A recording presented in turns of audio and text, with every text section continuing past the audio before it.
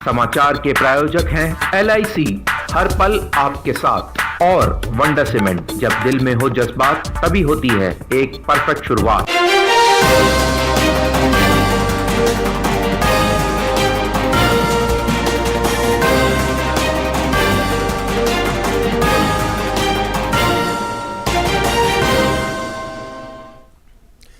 नमस्कार, आप देख रहे हैं DD न्यूज। आपके साथ मैं हूं गौरव श्रीवास्तव। तो बुलेटिन की शुरुआत करें उससे पहले एक नजर इस वक्त की हेडलाइंस पर। प्रधानमंत्री नरेंद्र मोदी वीडियो संदेश के माध्यम से कानून मंत्री और कानून सचिवों के अखिल भारतीय सम्मेलन के उद्घाटन सत्र को करेंगे संबोधित। केंद्रीय कानून और न्याय मंत्री किरेन रिजिजू सम्मेलन में देंगे मुख्य भाषण।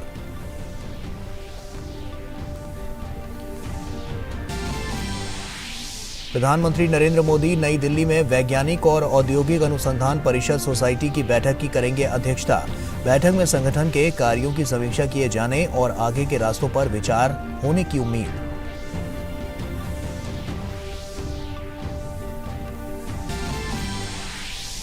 केंद्रीय वित्त मंत्री निर्मला सीतारमण ने प्रमुख अर्थव्यवस्थाओं में जारी मंदी पर जताई चिंता। वैश्विक प्रतिकूलताओं के बावजूद भारतीय अर्थव्यवस्था के सही दिशा में बने रहने और वित्त वर्ष 2022 से 23 में 7% की दर से बढ़ने का जताया अनुमान।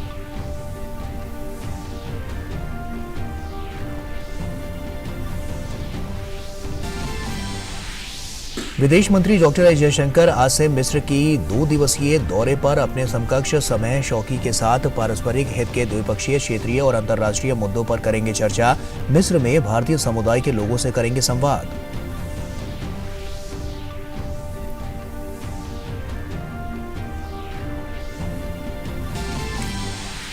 तुर्की में कोयला खदान में विस्फोट होने से 25 श्रमिकों की मौत। 11 श्रमिक खदान से निकलने में रहे सफल। राहत और बचाव कार्य तेजी से जारी।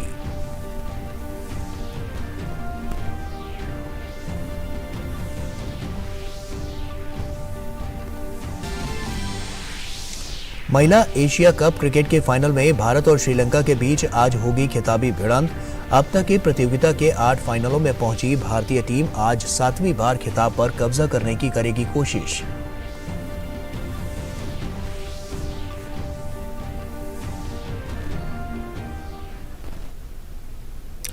और आइए अब खबरों की शुरुआत करते हैं। प्रधानमंत्री नरेंद्र मोदी आज कानून मंत्री और आपको बता दें कि जो कानून सचिव हैं उनको वीडियो संदेश के माध्यम से संबोधित करेंगे और ऐसे में नीति निर्माताओं को भारतीय कानूनी और न्यायिक प्रणाली से संबंधित ये काफ़ी महत्वपूर्ण है। और ऐसे में गुजरात के एकता नगर में 2 दिवसीय सम्मेलन का आयोजन कानून और न्याय मंत्रालय कर रहा है। सम्मेलन का उद्देश्य नीति निर्माताओं को भारतीय कानूनी और न्यायिक प्रणाली से संबंधित मुद्दों पर चर्चा करने के लिए एक साझा मंच प्रदान करना है।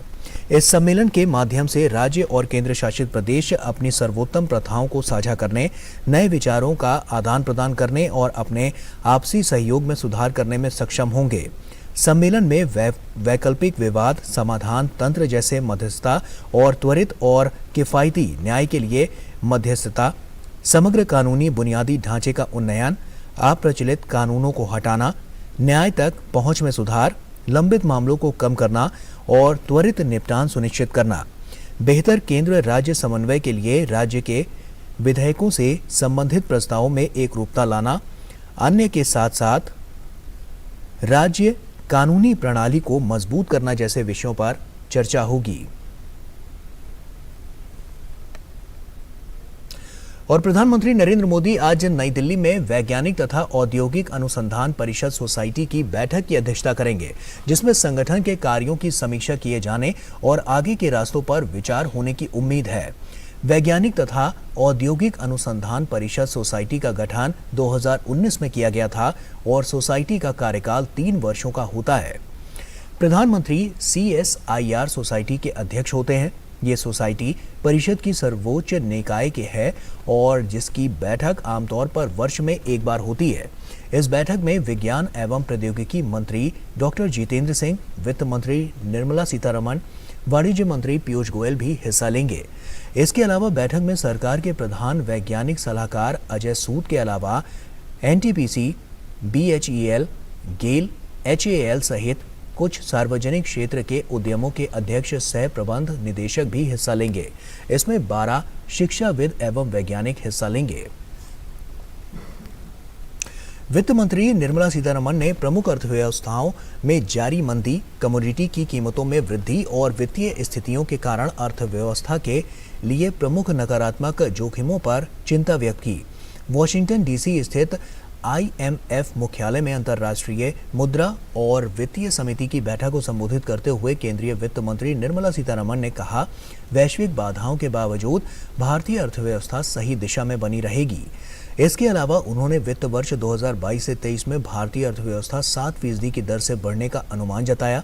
इसके साथ ही वित्त मंत्री ने भारत सरकार द्वारा उठाए गए अहम कदमों के बारे में चर्चा की, जिसमें उन्होंने बताया कि भारत ने समाज के गरीब और कमजोर वर्गों के लिए खाद्य सुरक्षा को सफलतापूर्वक बरकरार रखा है। वित्त मंत्री ने 80 करोड़ से अधिक गरीब और कमजोर परिवारों को मुफ्त खाद्यान्न की उपलब्धता सुनिश्चित करने के बारे में अवगत कराया। विदेश मंत्री डॉक्टर एस जयशंकर आज से मिस्र के 2 दिन के दौरे पर हैं। विदेश मंत्री डॉक्टर एस जयशंकर ने आज मिस्र की राजधानी काहिरा में विदेश नीति के क्षेत्र से संबंधित प्रतिष्ठित हस्तियों से मुलाकात की। विदेश मंत्री डॉक्टर एस जयशंकर ने क्षेत्रीय और वैश्विक राजनीति में दोनों देशों के बीच संबंधों और अंतर्दृष्टि के लिए उनके समर्थन का आभार जताया। अपनी यात्रा के दौरान डॉक्टर जयशंकर मिस्र के विदेश मंत्री सामेह शोकरी से द्विपक्षीय, क्षेत्रीय और अंतर्राष्ट्रीय मुद्दों पर विचार विमर्श करेंगे। वे मिस्र में भारतीय समुदाय के लोगों से संवाद करेंगे।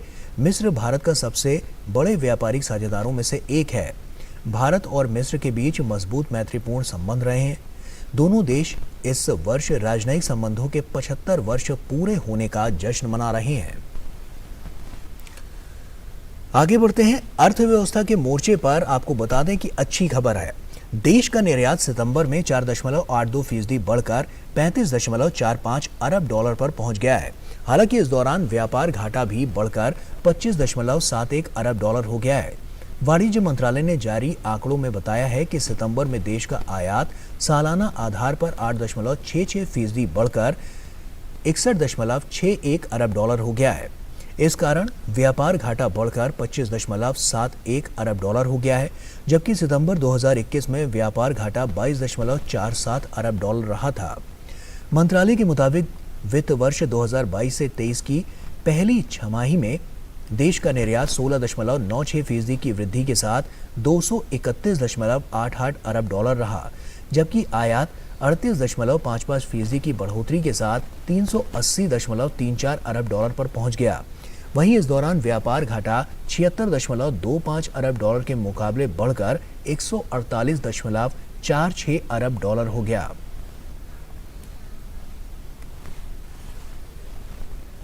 और यहां वक्त हो चला एक छोटे से ब्रेक का, जल्द लौटते हैं। पैसाबाजार.com पर लोएस्ट इंटरेस्ट रेट वाला लोन भी है और मैक्सिमम लोन अमाउंट वाला भी। ये सब और बहुत सारे लोन ऑप्शंस मिलेंगे सिर्फ पैसाबाजार.com पर। अलग हैं हम, ये रफ्तार नई है, ये रफ्तार सही है, ये जज्बा नया है, खुद ब खुद बयां है। आयशर प्राइमर G3, जज्बा नया, जीत नई। तो ब्रेक के बाद एक बार फिर से आप सभी का स्वागत है। भारत में अमूमन अगस्त से सितंबर तक मानसून की विदाई हो जाती है, लेकिन इस बार देश के कई हिस्सों में अभी भी भारी बारिश ने जनजीवन अस्त व्यस्त कर रखा है। देश के कई राज्यों में भारी बरसात बाढ़ में तब्दील हो गई है और लोगों को भारी दिक्कतों का सामना करना पड़ रहा है। तमिलनाडु के मदुराई में भारी बारिश का कहर देखने को मिल रहा है। शहर के कई हिस्सों में बारिश के चलते सामान्य जनजीवन पर काफी असर पड़ा है। सड़कों पर जगह जगह जल भराव होने की वजह से लोगों को आवाजाही में भी दिक्कतों का सामना करना पड़ रहा है। और गोवा के दूधसागर जलप्रपात में जलस्तर बढ़ने के कारण पुल टूट गया। यह घटना शुक्रवार शाम को भारी बारिश के कारण हुई। जलप्रपात से कई पर्यटकों को सुरक्षित बाहर निकाला गया। भारी बारिश के कारण जलप्रपात का जलस्तर बढ़ गया। जलस्तर में इस वृद्धि के कारण क्रॉसिंग के लिए इस्तेमाल किया जाने वाला पुल ढह गया। वहीं लोगों को सुरक्षित स्थानों पर स्थानांतरित कर दिया गया है। राज्य के कई हिस्सों में दिन भर भारी बारिश से मध्यम बारिश वहां पर हुई है।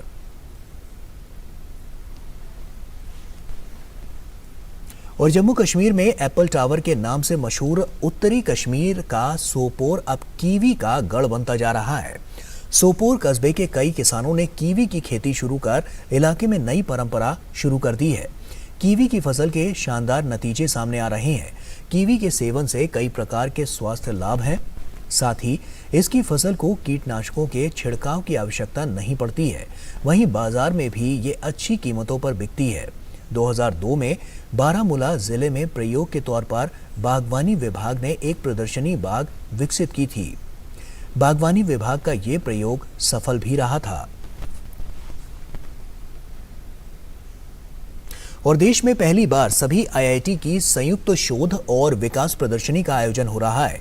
केंद्रीय शिक्षा मंत्री धर्मेंद्र प्रधान ने आज आईआईटी दिल्ली में आई इन्वेंटिव नाम के इस 2 दिवसीय प्रदर्शनी का उद्घाटन किया।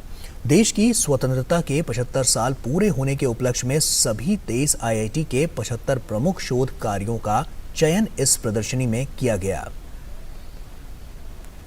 देश के सभी 23 भारतीय प्रौद्योगिकी संस्थानों ने मिलकर पहली बार बड़े स्तर पर अनुसंधान एवं विकास प्रदर्शनी का आयोजन किया है। शुक्रवार को आईआईटी दिल्ली में आई इन्वेंटिव नाम के 2 दिवसीय अनुसंधान एवं विकास प्रदर्शनी की शुरुआत हुई, जिसमें सभी आईआईटी अपने शोध कार्यों को प्रदर्शित कर रहे हैं। इस प्रदर्शनी में शिक्षा जगत और शोधकर्ताओं के साथ साथ उद्योग जगत के प्रतिनिधि भी हिस्सा ले रहे हैं। प्रदर्शनी के उद्घाटन के मौके पर शिक्षा मंत्री धर्मेंद्र प्रधान ने कहा कि आईआईटी में हो रहे नवाचार और शोध कार्यों को मार्केट तक पहुंचाना चाहिए। उन्होंने कहा कि देश के सभी उच्च शिक्षण संस्थानों में कौशल विकास केंद्र शुरू होने चाहिए। हमें ये 23 आईआईटीज को आने वाले दिनों में इंजीनियरिंग कॉलेज नहीं बनानी है। ठीक है, आज प्लेसमेंट और पैकेज के हमने एक पैरामीटर्स माना है, लेकिन आगे से 10 साल के बाद ये एक पैरामीटर होनी चाहिए, कितने इनोवेशन मार्केट में पहुंचा, मोनेटाइज हुआ, रेवेन्यू कितना कलेक्शन हुआ, कितने जॉब प्रोवाइडर बने, कितने जॉब आया। आईआईटी इसीलिए बना था। भारती इंटरप्राइजेज के संस्थापक सुनील भारती मित्तल ने उद्योग और शिक्षा जगत को करीब लाने की जरूरत पर जोर देते हुए कहा कि भारत की अर्थव्यवस्था को $5 ट्रिलियन तक पहुंचाने में भारतीय प्रौद्योगिकी संस्थानों की भूमिका काफी अहम होगी। Prime Minister's vision of India being a $5 trillion economy has a underpinning of $1 trillion of digital products and services. That's 20% of his vision. That's huge. That's very large. And for that, to my mind, the 23 IITs need to come together to deliver a very strong contribution and play a very defining role in achieving that very solid $5 trillion economy mark. आजादी के 75 साल पूरे होने के मौके पर आयोजित इस अनुसंधान एवं विकास प्रदर्शनी में सभी आईआईटी के कुल 75 शोध कार्यों को प्रदर्शित किया जा रहा है। ये शोध कार्य जलवायु परिवर्तन, ग्रामीण कृषि, किफायती स्वास्थ्य सेवाएं, ड्रोन टेक्नोलॉजी, स्मार्ट सिटी और इंफ्रास्ट्रक्चर, संचार तकनीक, सेमीकंडक्टर, नैनो टेक्नोलॉजी और स्वच्छ ऊर्जा जैसे क्षेत्रों से जुड़े हैं। इसका मकसद मेक इन इंडिया और डिजिटल इंडिया पहल के तहत नवाचारों को बढ़ावा देना है, ताकि विभिन्न क्षेत्र के लोगों को इनका लाभ मिल सके। Nishant Saurabh, DD news, Delhi. और वहीं देश की राजधानी दिल्ली से सटे खोड़ा में एक और जन आरोग्यम केंद्र स्थापित किया गया। बिस्नौली सर्वोदय ग्रामोद्योग सेवा संस्थान की एक और पहल के तहत आईजीएल के सहयोग से इसे स्थापित किया है। पेश है हमारे संवाददाता गिरीश निशाना की ये खास रिपोर्ट। अपने स्वास्थ्य की जांच करा रहे ये हैं उत्तर प्रदेश में गाजियाबाद के खोड़ा की इंदिरा कॉलोनी के लोग। ये लोग बिस्नौली सर्वोदय ग्रामोद्योग सेवा संस्थान यानी BSGSS द्वारा शुरू किए गए जन आरोग्यम केंद्र में अपने स्वास्थ्य की जांच कराने पहुंचे हैं।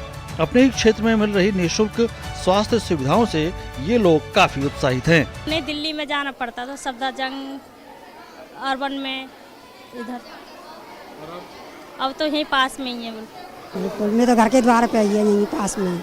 बहुत सुविधा हो गई, दूर भागने में चला नहीं जाता था, अब पास में बहुत सुविधा अच्छी है। अपने चल रहे जन आरोग्यम स्वास्थ्य आउटरीच कार्यक्रम को और विस्तारित करने की दृष्टि से बिस्नौली सर्वोदय ग्रामोद्योग सेवा संस्थान ने खोड़ा कॉलोनी में औपचारिक रूप से एक और स्वास्थ्य केंद्र का उद्घाटन किया। ये केंद्र इंद्रप्रस्थ गैस लिमिटेड यानी आईजीएल की CSR पहल के हिस्से के रूप में शुरू किया गया है। Urban health has not received as much focus from the government as its rural counterpart. I am delighted to note that civil society organizations like Bisnauli Gramodyog Seva Sansthan are coming forward to bridge this gap. I also congratulate Indraprasth Gas Limited, which has provided the financial support to the Jan Arogyam community healthcare program in Khoda colony of the Ghaziabad district under its CSR umbrella. I don't think there could be a better utilization of CSR funds than addressing the health needs of the urban poor. काफ़ी सकारात्मक पहल है जिससे और जैसा कि आप यहाँ पे देख पा रहे हैं कि लोग यहाँ पे आ भी रहे हैं, तो इसका मतलब आपको देखने को मिल रहा है कि लोग कितने जागरूक हैं इस चीज़ को लेके। और हम लोग यहाँ पे खोड़ा कॉलोनी में हैं, जो कि मतलब यहाँ पे घनत्व तो काफ़ी ज़्यादा है, यहाँ पे डेंसिटी काफ़ी ज़्यादा है, तो यहाँ पे हेल्थ इश्यूज़ यहाँ पे लगे रहते हैं। तो सिंस इस तरह की कैंपेन से आपके CSR, आपकी जो भी फंडिंग है, आपकी IGL यहाँ पे है, तो it's a good thing, it's a initiative कि हाँ कि जिससे ग्रास रूट लेवल पे हम लोगों को एफर्ट देखने को मिलते हैं, यहाँ पे हम लोगों को आउटकम देखने को मिलेंगे। BSGSS ने स्थानीय लोगों को व्यापक स्वास्थ्य सेवाएं प्रदान करने के लिए IGL की मदद से यहाँ एक क्लिनिक स्थापित किया है। इनमें मुफ्त दवाओं के साथ नियमित OPD परामर्श, प्रयोगशाला परीक्षण, स्वास्थ्य शिविर और समय समय पर जागरूकता कार्यक्रम शामिल हैं। Under this initiative, BSGSS provides health services to the people of Khoda through a fully equipped health clinic with diagnostic facilities. These include regular OPD consultations with free medicines, lab tests, health camps, awareness programs and referrals. ये health camp organise किया गया है खोड़ा colony के अंदर गाजियाबाद में, और उसमें basic health checkup किया जाएगा, whether the patient is anaemic और इज़ डायबिटिक और is carrying hypertension. So we have a trained team of medical specialists here, stationed here, and they will prescribe and distribute free medicines to the patients who are coming here. इस उद्घाटन समारोह के साथ गैर संचारी रोगों पर ध्यान केंद्रित करते हुए एक निःशुल्क स्वास्थ्य जांच शिविर का भी आयोजन किया गया। हम लोगों ने खोड़ा में IGL के सौजन्य से एक निःशुल्क चिकित्सा केंद्र, जो सप्ताह में 6 दिन निःशुल्क चिकित्सा, निःशुल्क टेस्ट और निःशुल्क दवाइयाँ प्रदान करेगा। इससे यहाँ के आसपास की जितनी कॉलोनी के लोग हैं वो यहाँ आके दवाइयाँ ले सकते हैं। बिस्नौली सर्वोदय ग्रामोद्योग सेवा संस्थान एक गैर सरकारी संस्था है जो इसी तरह से देश के कई हिस्सों में अब तक कई जन आरोग्यम केंद्र स्थापित कर चुकी है।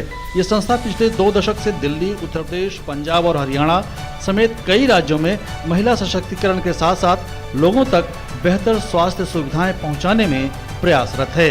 गिरीश निशाना, DD न्यूज, खोड़ा, गाजियाबाद। और वहीं भारत 18 से 21 अक्टूबर के बीच नई दिल्ली में इंटरपोल की 90वीं महासभा की मेजबानी कर रहा है। इंटरपोल महासभा के लिए तैयारियां जोरों पर हैं।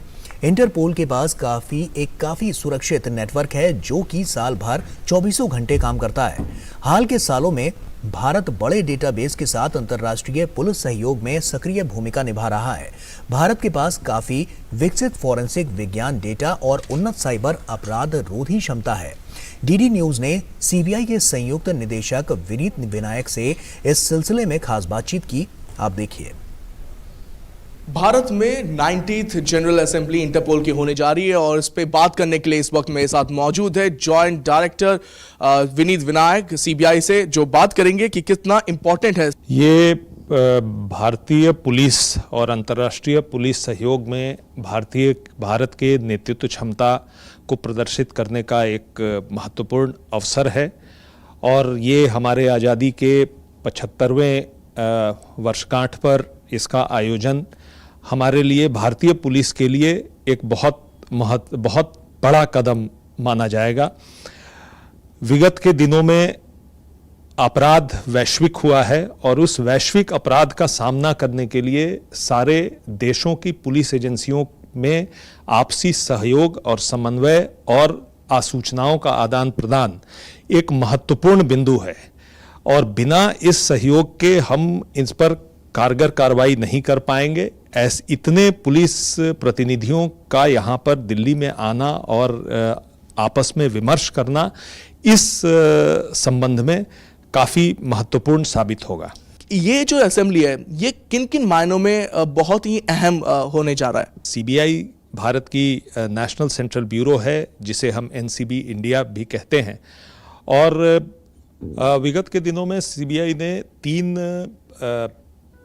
Major international India led operations करे हैं, जिसको हमने चक्रा जो कि साइबर एनेबल्ड फाइनेंशियल क्राइम से संबंधित था, मेघ चक्रा जो online child sexual exploitation material से संबंधित था, और गरुड़ा जो कि ड्रग ट्रैफिकिंग से संबंधित था, को यहाँ पर कार्यान्वित किया है, जिसमें इंटरपोल और अन्य देशों की पुलिस जैसे federal bureau of investigation, royal Canadian mounted police, Australian federal police और न्यूजीलैंड पुलिस और सिंगापुर पुलिस से प्राप्त इनपुट्स और एनालिटिकल स्किल्स पर काफ़ी उपयोगिता रही। उसमें एक अन्य महत्वपूर्ण चीज़ जो सीबीआई एनसीबी इंडिया का और भी जिम्मेदारी है, जैसे राज्य पुलिस के साथ और यूनियन टेरिटरीज पुलिस के साथ सहयोग करना, क्योंकि यहाँ हमारे फेडरल सेटअप पे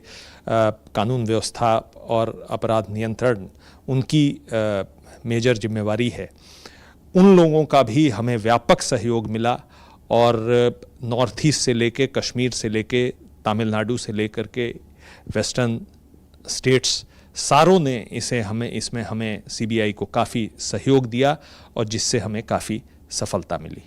बहुत बार हमने देखा है टीवी के जरिए, मूवीज में बहुत बोलते हैं इंटरपोल नोटिस जारी होते हैं, ये क्या होता है? क्योंकि सीबीआई, जैसे आप बता रहे हैं कि सीबीआई इनके साथ बहुत क्लोजली काम करता है, तो ये जो नोटिस होते हैं, ये जो इतने सारे देश है, ये कैसे इनके साथ काम करते हैं? इंटरपोल के पास के द्वारा 8 नोटिसेस इशू करने की प्रक्रिया है, जिसमें सबसे ज़्यादा लोकप्रिय रेड नोटिस होता है, जिसकी कि फिल्मों में भी काफ़ी प्रचार उसके माध्यम से होता है। ये रेड नोटिस अगर आप जारी करते हैं तो वो इंटरपोल के सारे सदस्य देशों के पास वो जाता है।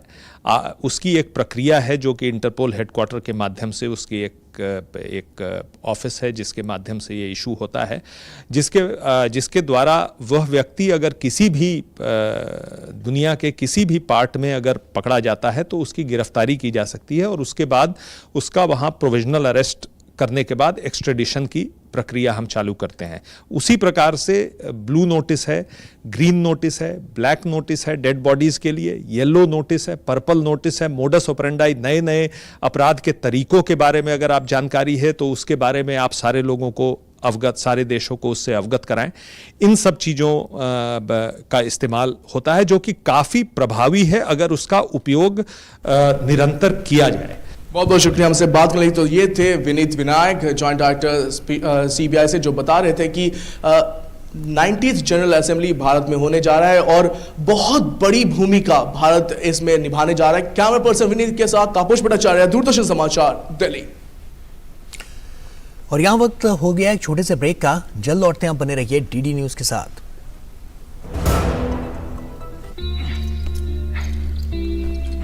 Got it. सोचिए, अगर असल जिंदगी में ऐसी हालत हो तो कितनी मुश्किलें होती हैं, लेकिन शुक्र है बैंकिंग के लिए नहीं। अगर आपकी उम्र 70 साल से अधिक हो या आप दिव्यांग हो तो बैंक आपको कुछ जरूरी बैंकिंग सुविधाएं घर बैठे बैठे दे सकता है। आरबीआई कहता है, जानकार बनिए, सतर्क रहिए। अलग हैं हम, ये रफ्तार नई है, ये रफ्तार सही है, ये जज्बा नया है, खुद ब खुद बयां है। आयशर प्राइमर G3, जज्बा नया, जीत नई। तो ब्रेक के बाद एक बार फिर से आप सभी का स्वागत है। तुर्की के उत्तरी बार्टिन प्रांत में एक ट्रांसफार्मर के कारण कोयला खदान में हुए विस्फोट में 49 श्रमिक फंस गए हैं। 11 श्रमिक किसी तरीके से खदान से निकलने में सफल रहे हैं, जबकि 25 श्रमिकों की मौत हो गई है। तुर्की के आपदा प्रबंधन प्राधिकरण ने कहा है कि विस्फोट कोयला खदान में एक ट्रांसफार्मर के कारण हुआ, जिसका स्वामित्व राज्य के तुर्की हार्ड कोल एंटरप्राइजेस के पास है। विस्फोट खदान के प्रवेश द्वार से 300 मीटर नीचे हुआ। खदान में घायल हुए लोगों को एम्बुलेंस से अस्पताल ले जाया गया है। और पाकिस्तान के पंजाब प्रांत में सार्वजनिक क्षेत्र के निश्तर अस्पताल की छत से लगभग 200 सड़े गले शवों के मिलने की खबर है। रिपोर्ट्स के मुताबिक इनमें से कई शवों के अंग भी गायब बताए जा रहे हैं। मामले की जांच के लिए एक हाई लेवल कमेटी का गठन किया गया है। इस 6 सदस्यीय समिति को जांच पूरी करने और जिम्मेदारी तय करने के लिए 3 दिन का समय दिया गया है।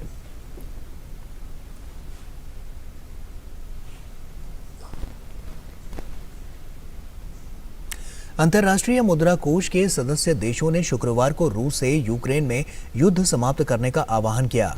आईएमएफ की संचालन समिति की अध्यक्ष नादिया कैल्विनो ने कहा है कि यूक्रेन में युद्ध मुद्रास्फीति को बढ़ावा देने वाला सबसे बड़ा कारक है। उन्होंने कहा कि रूस यूक्रेन युद्ध ने वैश्विक विकास को धीमा करने और मुद्रास्फीति को बढ़ाने के नए जोखिम पैदा कर दिए हैं।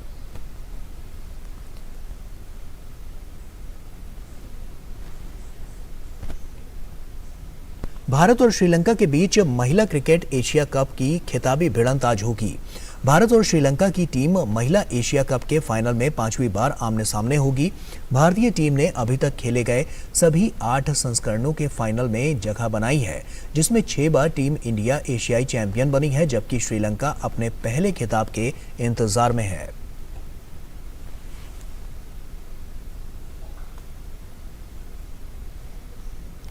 और कृतज्ञ राष्ट्र आज मिसाइल मैन के नाम से मशहूर भारत रत्न विजेता और पूर्व राष्ट्रपति डॉक्टर एपीजे अब्दुल कलाम को उनकी जयंती पर नमन कर रहा है। डॉक्टर अब्दुल कलाम की जयंती पूरी दुनिया में विश्व छात्र दिवस के रूप में मनाती है।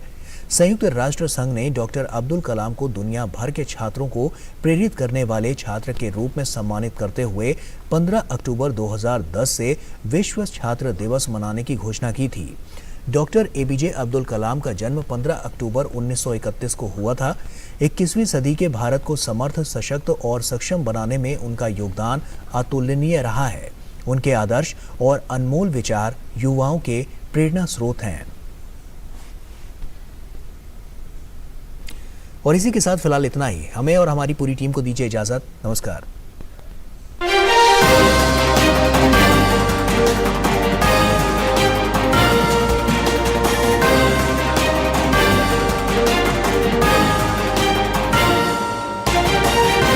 समाचार के प्रायोजक थे LIC, हर पल आपके साथ, और वंडर सीमेंट, जब दिल में हो जज्बात तभी होती है एक परफेक्ट शुरुआत।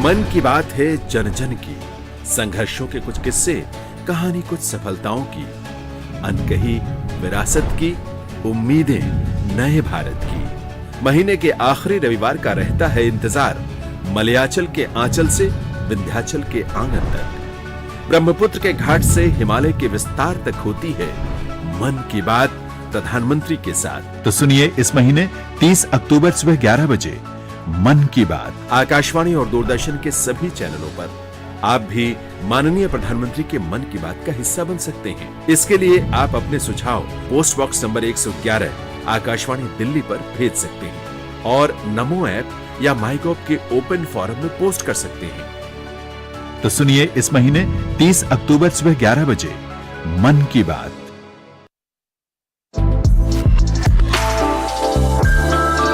हमारे साथ हैं फैशन आइकॉन, फैशन दीवा, जानी मानी फैशन डिजाइनर ऋतु बेरी।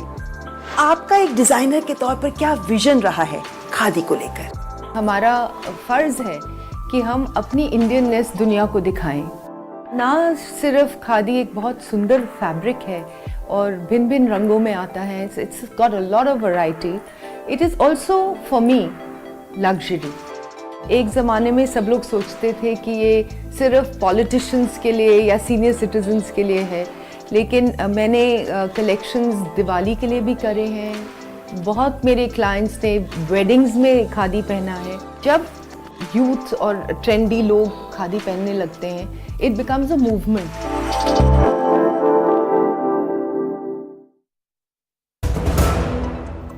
पैसाबाजार.com पर लोएस्ट इंटरेस्ट रेट वाला लोन भी है और मैक्सिमम लोन अमाउंट वाला भी। ये सब और बहुत सारे लोन ऑप्शंस मिलेंगे सिर्फ पैसाबाजार.com पर।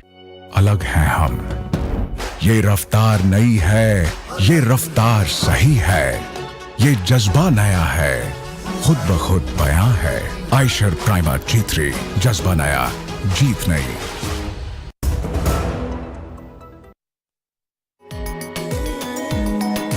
जेलों की बदलती तस्वीर, कैदियों को मिल रहा है 5 स्टार होटलों जैसा खाना, तो कहीं कैदी कर रहे हैं आलीशान दिवाली की तैयारी।